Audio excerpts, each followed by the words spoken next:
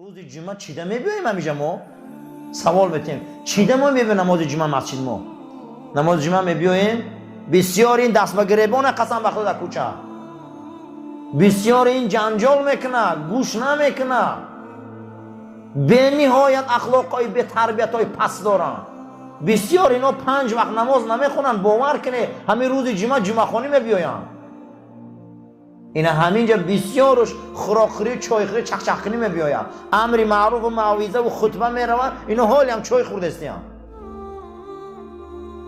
خیلی کنه همینا جنت میرن خیلی کنه پگه ترازی همینا وزبی نه آخه اگر اینجا حکمت خدا باشه اگر اینجا کاری خدا باشه باید همین یک کلمه خدا گوزن همه در صف راست است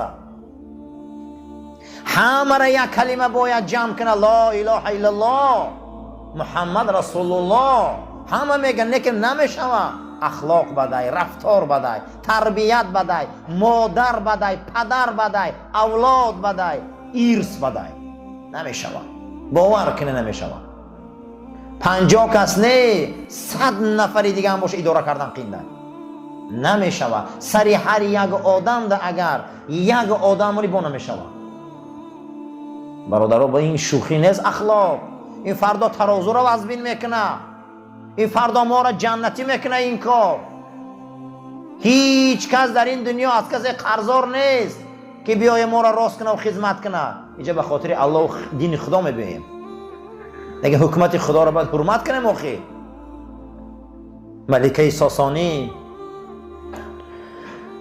بعد در زمان حضرت عمر وقتی ایسر قدرت میروه و میگن کجا میری ملکه میگه یا مرد بیاری رهبرتان مانه فارسا من شما رو اداره کردن نمیتونم دیگه یا مرد بیاری که شاید مرد شما را تانه میگه تو کجا میری گفته بیابانی خرمازار میرم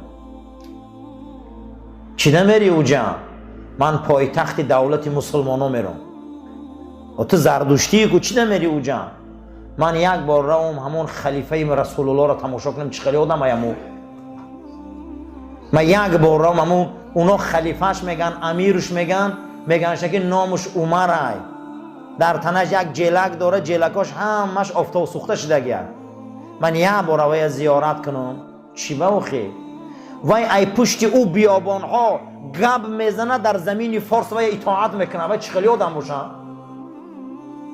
وای اوجا نامه می نویسه اینو همشون قطار میستن با فرمانی او را میخونن وای او ملک گب میزنه در زمین تیسفونی ایران لشکر اسلام راست میسته فرمانی وای گوش میکنه من روم همون خلیفه را زیارت کنم چی با وای دیگرشون گوش میکنن من همین خم میگم شما گوش نمیکنی من یک بارم امو را بینم که ای پشت این بیابان و کوه ها او فرمان می نویسن تمام قمانداناش راست میستن که خلیفه امر کرده خلیفه امر کرده در همینجا بفرش دیدم ای تلفوناتون کشه ای مردم تلفون تکش ای مردم تلفوناتون کشه مونده شدیم بعد اگر بنده خدایی اهل کلمه لا اله الا الله تاکنون باید حکمت خدا را جاری کنی حکمت خدا باید هیچ کس غم نتیه بنده خدا باید هیچ کس غم نتیه بنده خدا را باید اداره کنیش آسان باشه باید هیچ کس نگوان صفتگی راست است بنده خدا باید گوش کنه این خودش باور کنه اخلاقمون ضعیفه روز قیامت اخلاقا را در ترازو میموندیم ما به این بد اخلاقی کجا رویم امروز چقدر از این آدمای بد اخلاق ما بسیاری مردمی ما در بسیاری جا گپ زدن نمیتونن یک دوره بود ما در اینجا نبودیم مردم وصف میکنه که همین منطقه را مردمش زاره میکردن که شما به خانه ما در خوره شما هیچی نداره جا نداره به همجا دم گیره راحت کنه از اخلاق دزدی و از اخلاق غارتگری همین مردم دیگه ما باور ندارن همینا چیزی نما خونه میادن چیزی نمو حتی من شاهد وقت کودک بودیم شاهد یک واقعه بودیم یک جنگ کلان در محله ها شد بعد میفهمیم همینو یک آدم همینو را برده بوده در خانه همون حتی همون بولیشتا را دزدیده آوردن هیچ در خانه همون نموندن نه تلویزور مونده نه بولیش همش گرفتن پاییزا قدی وطن بردن این کارو 20 سال پیش چقدر ما اخلاقای پس نشان دادیم، چقدر ما اخلاقای بد نشان دادیم. باور کنید بین ما و آدمی بد اخلاق به معنی بسیار روی این بد اخلاقان در تمام سرای آدم پس میشوند. اینا بخبرن که روز قیامت اخلاق اینا را وزن میکنن، تربیه اینا را وزن میکنن. این بخبرن، این بخبرن که فردا این عمل ما را جهنم میبره. این بخبریم که فردا این تربیه و اخلاق اسلامی ترازوی خدا را وزبین میکنه. از این بخبریم. رسول ما به اخلاق بود، صحابه ما به اخلاق بود. این کلاسیک ها و ادبیاتی که ما داریم دنیا نداره، اینا به اخلاق بودن. همین ادبیات خودش چیه معنیش؟ همین ادبیات معنیش ادب یوخی. اگر ادبیات اینا همین زمانی 100 سال پیش شون سر شوه که همین بیچاره شاعرشون با در دویل پرونده کشتیان. شاعرای ما هم اصل رسول اکرم نه، میدونه که تمدنی ما چه بزرگن. اینا ما دا آچردستی نشان میتیان، اینا ما دا صبر نشان میتیان، اینا ما دا کلتور نشان میتیان. 100 ساله یا 150 ساله تمدن ادبیات دارن. ما برابر دی رسول اکرمیم. این شوخی نیست. امام ابو حنیفه این مرد افغان ریشش تاجیک و فارس در زمان حضرت عثمان میره و عراق بینه. در زمان حضرت عثمان تمدن ما رو بین از کجا بیدار میشه و فلسفه حیاتی ما. این 100 ساله ها اگر یک بار نگاه کنی همین لرمنتوف شانه و ارکادی گایدر شانه پوچکین شانه 150 سال پیشه اینو ما دو آچرت بیستی نشان میتیم. ایزانو میکشیم با این بد اخلاقیمون، ایزانو میکشیم. روز جمعه مردم بفره میشه در همه جا. همین 50 آدم همین خادم اداره کردن نمیتونه. شما نمیدونید بیرون جنگ بین برای آنکه حکمت خدا را یا آدم اداره میکنه. معلومه که ما اینجا آدم خدا نیستیم که این قدر ما خدمتگار زیاد داریم. حضرت سلیمان حکمتش یا هدهد اداره میکرد. حضرت سلیمان حکمتش یا ملا هوتوتک میگم اداره میکرد. تمام دنیا را خبرش میآورد. حکمت خدا را باید که جنایت نکنه. روز قیامت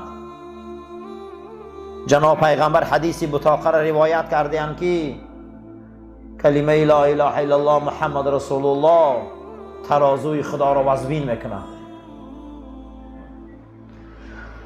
اگر این دنیا را با تمام بزرگیش در او ترازو مانن نمیغنجه، او ترازوی دنیا را میغنجه، نه ترازوی کلانه.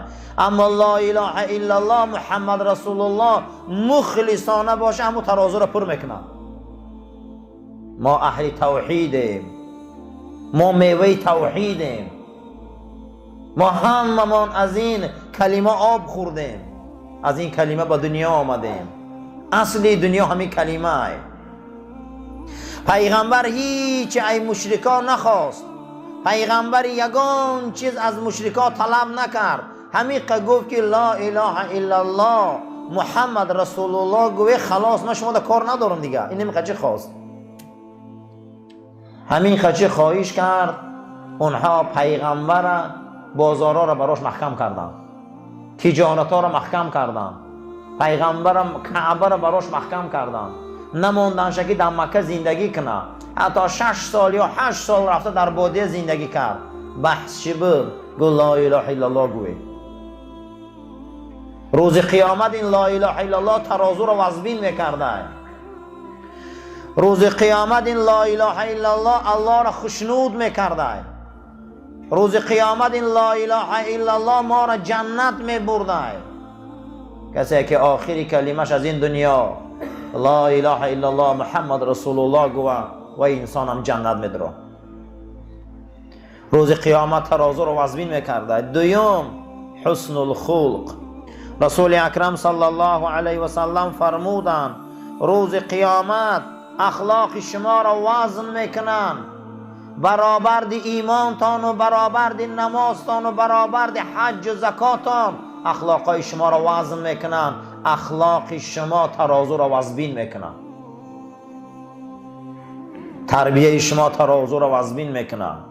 دومین چیزی که ترازو را روز قیامت وزبین میکرده این اخلاق نیک بدای، اخلاق مسلمان بدای. مسلمان باید اخلاق داشته باشد. مسلمان به تربیه هیچ کده در کار نیست. مسلمان به تربیه یگان انسان در لازم نیست. برعکس برای اسلام ضرر. برعکس برای اسلام ضرری کلان ای مسلمان به تربیه. اخلاق روز قیامت ترازو را وزن میکنن. اما ما چقدر نسبت اخلاق به اهمیتیم؟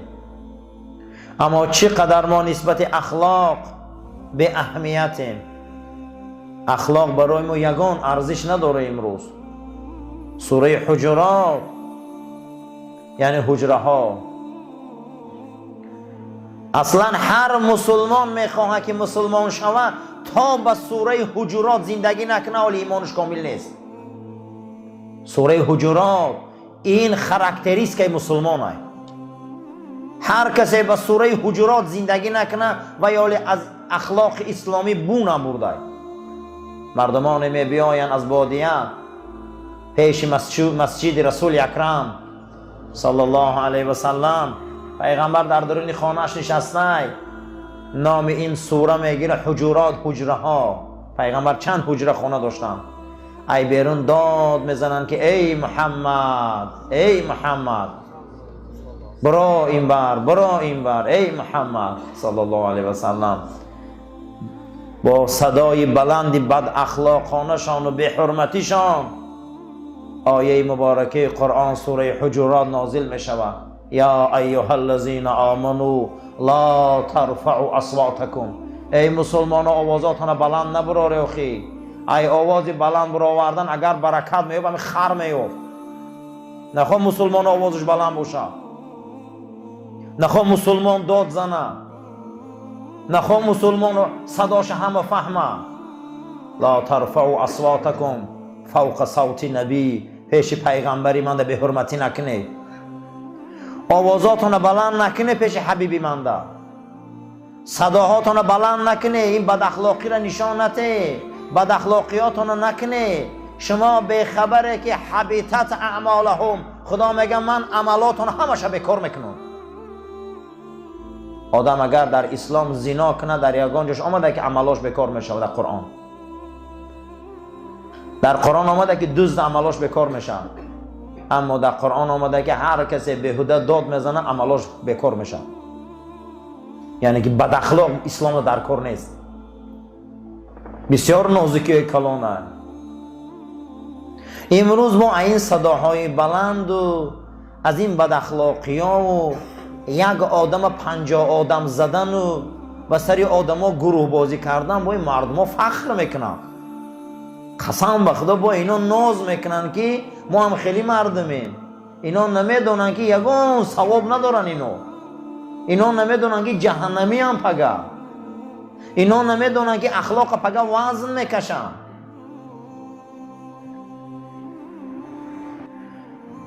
عزت دین کلمه لا اله الا الله های. آبروی ما مسلمان ها لا اله الا الله های. لا اله الا الله از این قرتقا برآمد، از این زبانا برآمد. هزارها هزار خطره را جمع کرد، دریا کرد. از این دریا بحر شد، از این بحر اقیانوسا به میان آمد. امروز نامش اسلام است. این همش برکه کلمه توحید لا اله الا الله محمد رسول الله. گرچه رفت از دست ما تیغ و نگین، گرچه رفت از دست ما تیغ و نگین، ما گدایان را به چشمی کم مبین. حضرت علامه اقبال لاهوری در پیغام شرقش میبیاره که امروز که میگه از دست مسلمان ها سلطانی و سیاست و قدرت رفت، ما امروز در چشم مردم رنگ گدا میتابیم. گرچه رفت از دست ما تیغ و نگین، ما گدایان را به چشمی کم مبین. امروز ما گدا میتابیم. میگه ما این نیستیم. تو نمیدانی که یک روز از برکه کلمه لا اله الا الله این اسلام دنیا در لجامدار بود. یک روزی بود که این کلمه لا اله الا الله پشت زمین پر از عدالت کرد. امروز این کلمه لا اله الا الله ما را با جمع کرد، ما را پری یکدیگری من آورد.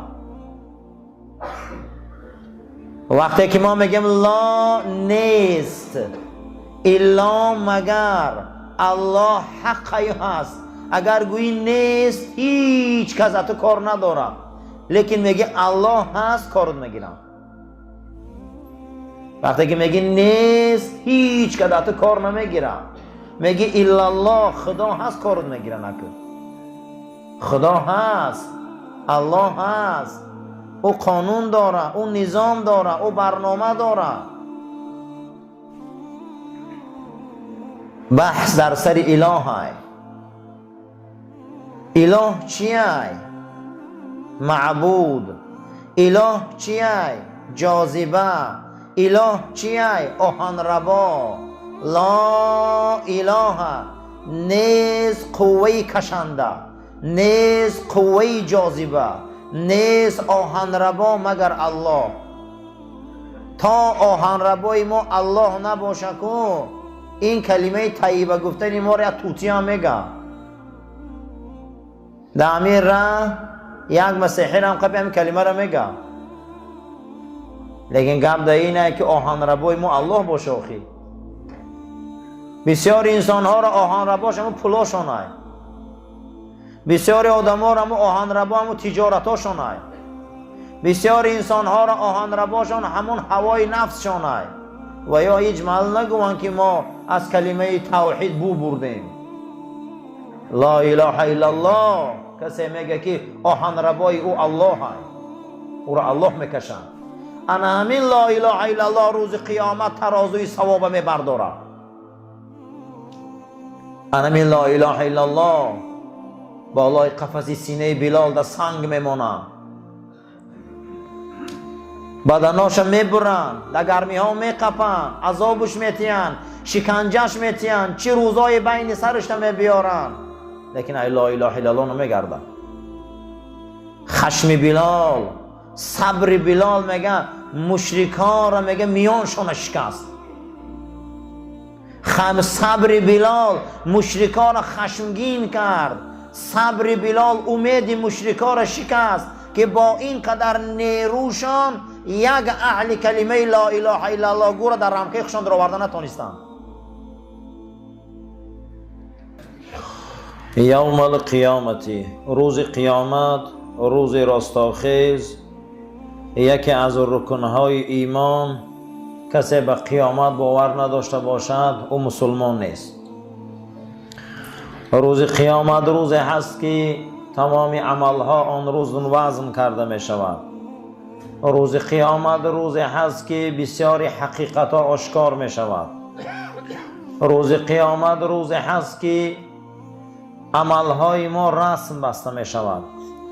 روز قیامت روزی هست که پدر از فرزند، فرزند از پدر، همه اینها از مادر، از برادر، از رفیق میگریزن و پنهان میشوند. روز قیامت روزی هست که تقطعت بهم الاسباب، سببها قیچی میشود. روز قیامت روزی هست که حلق عنی سلطانیه، دیگه سلطانی و پادشاهی و راهبر و راهبریتی از بین میروند. روز قیامت روزی هست که الاخلاء بعضهم لبعض عدو، دوستان رو میبینه گریبان یکدیگر رو میقپن که تو سبب شدی که من در این راه رفتم. روز قیامت روزی هست که ما خودمان نامه اعمال خودمان رو میخونیم و خودمان حکم براریم. روز قیامت روزی هست که آدم سودیه خود شد، هیچ کس در اوجا سودیه نیست. کتاب دمه بیارن در دست میتین، همه مانده میخونیم و حکمانه خمون میبراریم. معلوم بود است که خوب خدا تمام کارهای ما را مدرک خطی فکت و دلیلش خطی اثبات میکرده.